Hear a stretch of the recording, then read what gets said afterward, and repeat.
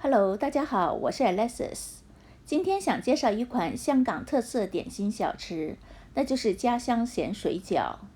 如果你问大部分香港人，叫他们选出10大最爱的饮茶点心，我相信咸水饺必列其中。由此可见，咸水饺是一款多么受香港人喜爱的饮茶点心。我先介绍一下做咸水饺外皮所用的材料给大家。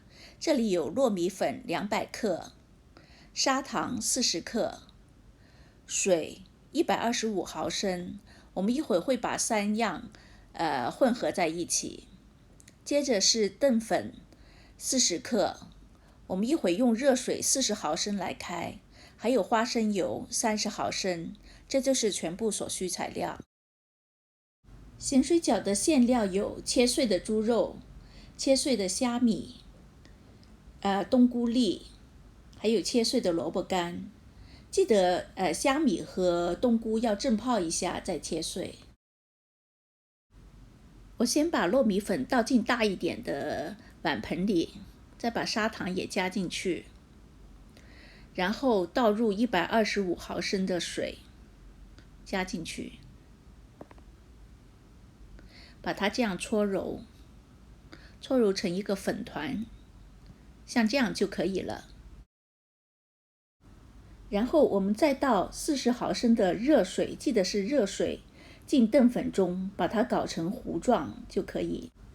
然后我们把淀粉糊倒入糯米粉团中，然后把它像这样子搓匀，把两者混合一起，像这样子慢慢把它搓匀在一起。现在我们可以倒入花生油，然后把3个淀粉、糯米粉还有花生油3者全部融合在一起。接着我们把搓好的粉团用保鲜纸包好，放进雪柜冷藏30分钟。这时我们可以准备咸水饺的馅料了。先把萝卜干碎放在干锅上炒香，不用放油，然后先把它盛起。跟着我们把猪肉碎倒进去炒，炒了20-30秒后，我们再把虾米和冬菇粒也全部都加进去一起炒。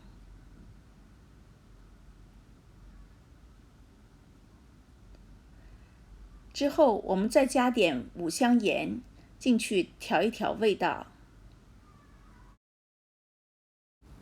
这个时候猪肉也差不多熟了，接着我们把萝卜干碎也加进去炒一炒，炒它10几20秒。最后我们开一些生粉水倒进去，打个hình状，这个咸水饺馅料就完成了。接着我们把粉团取出后，像擀水饺皮一样把它擀薄，然后用来包咸水饺。我们把馅料放在中间，其实跟包水饺也差不多，就是把它的封口位置捏合在一起。最后我们把它修饰一下外形，像这样子慢慢把它修饰的一下就可以了。我们现在已包了3个，准备先把这3个拿去炸。记得炸的时候油温一定要很热很热，这样子炸起来才不会粘锅。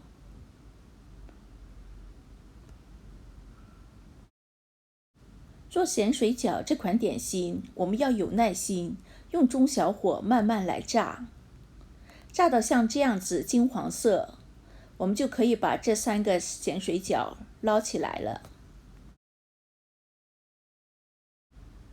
其实做好吃的点心并没有你想象中那么难，你有时间也试试做来吃吧。好了，今天的视频就到这里，希望你们喜欢。请记得订阅我们的频道，谢谢大家的支持。